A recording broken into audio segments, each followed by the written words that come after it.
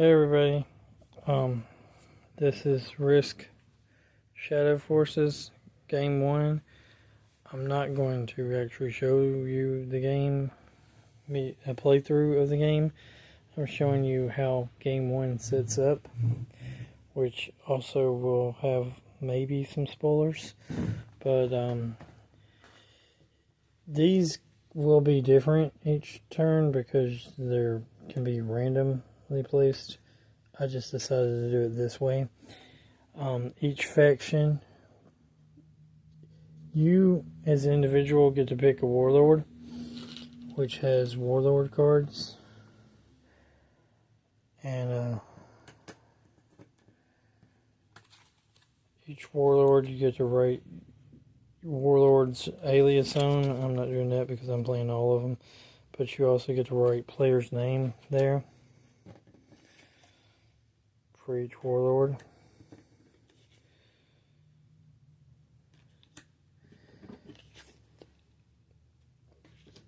For the very first game, after you pick a warlord, you put that warlord sticker on your factions card, and each faction has two options to pick, which they put on their, think right here, the starting tactics card. So I'm showing you the possible starting tactics. Also, each player starts with 2 warlord cards and 1 scar card. So that's initial setup. Of course, this will tell you your starting troops, what are your placement or first turn, or for how you place. And of course, how you place is, of course, this person's going to go first, and the placement is they're going to take 1 territory and they're going to put this on any spot. Now, I'm going to just randomize it by picking this card and making that where they start. So, A4.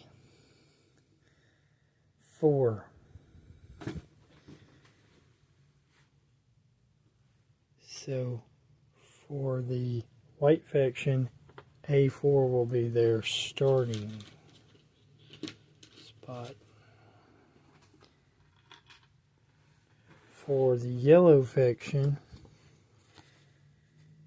I'm not going to do same capitals, so SA4. South America 4.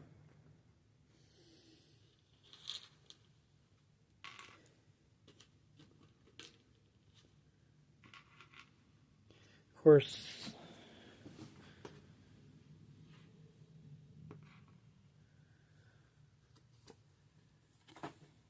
NA for North America 3.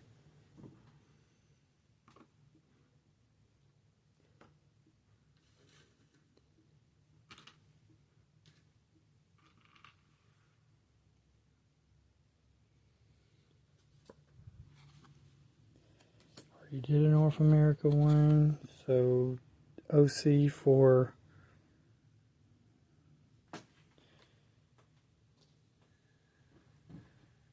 OC3, Australia, or Oceania, I guess. And we got Africa and Europe. Another OC, another Asia, Northern North America, another South America, North America, Asia, Africa, 2.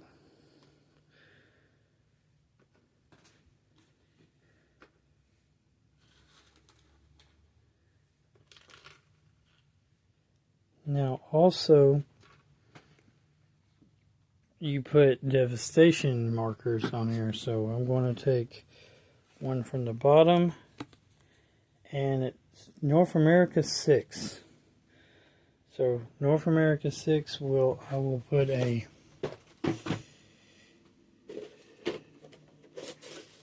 these right here.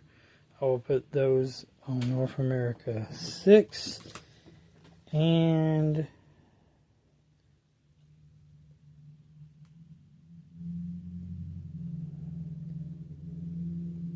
Oceania 2. Okay, that's how that will be. Then I will shuffle all those cards again, and that is starting play.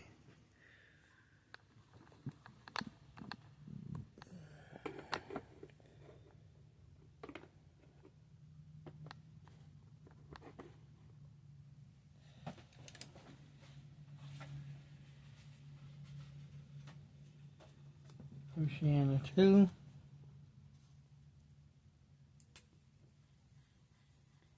This is devastated place. And North America 6.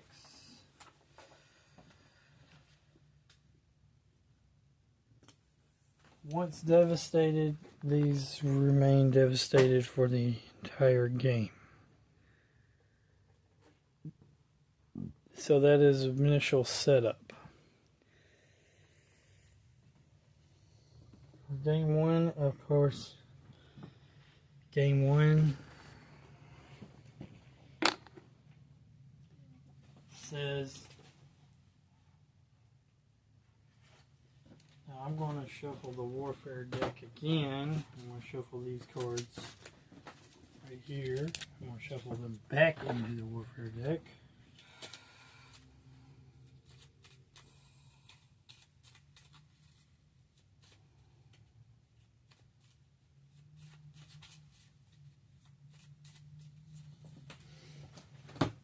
And it says, Game 1, Global. The shadow conflict began. Debris from space has rained upon the Earth. Chaos has ensured. Emergency broadcasts claimed the debris in falling from random meteorites. Media networks spoke of unresponsive space stations. But if that is the case, why is it all coming down at once? And why were there explosions in the night sky? Hours before these impacts began, communications across the world are now disrupted. So perhaps the satellites have been compromised. But some say that it is not the case, that the stakes are far too massive and strategic to simply be a random event. It can only be the vast manufacturing facilities made in the 2030s now crushing back to Earth, or worse, a hidden weapons system. The carnage is simply too great to comprehend. And in description, clashes began. In desperation, clashes began across the globe at this event. Threatens every faction, and all blame the secret mechanizations of others for their losses and pain. This is the final straw, the sparking point. The shadow conflict begins, and all of these factions race to secure as many resources and as much territory and manpower as possible from the end of a barrel. Objective is to be the first player to have 4 domination tokens, or much more rarely eliminate all other factions. Special rules. After the draft, players customize their factions. Customize the factions. After the draft of Game 1, when each player now has a faction card, players will customize their chosen faction. That would be putting these things on. Unlike Warlords, factions may be played by different players in future games.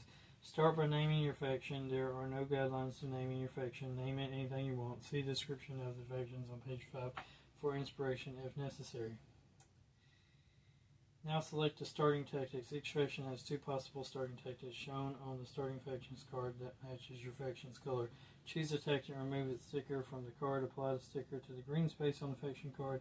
Extra faction. If you are not playing with 5 players, which I'm going to play with 5 players, you will have 1 or more unclaimed factions. Players should select starting tactics for these factions.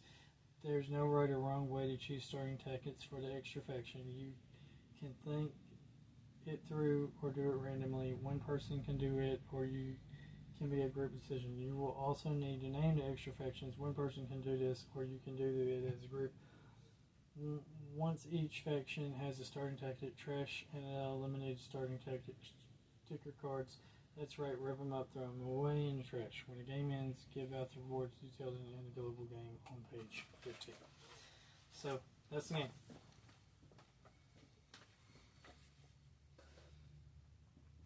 I'm just not going to do any of that right now. I'm not going to name the factions. Actually, I might actually decide to name the factions. That's it. I will show you how the game ends. After the game ends, I'm going to figure out names for these factions, and I'm going to put those cards on there. And I'm going to play the game. I'm going to show you how the game ends. But that is basically how to set up for the original very first game. Which doesn't have to be random. It could be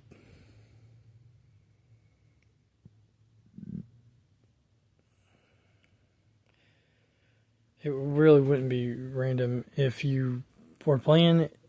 Placement would be you would get to decide where it goes, but I decided to just make it random for why not? What the heck?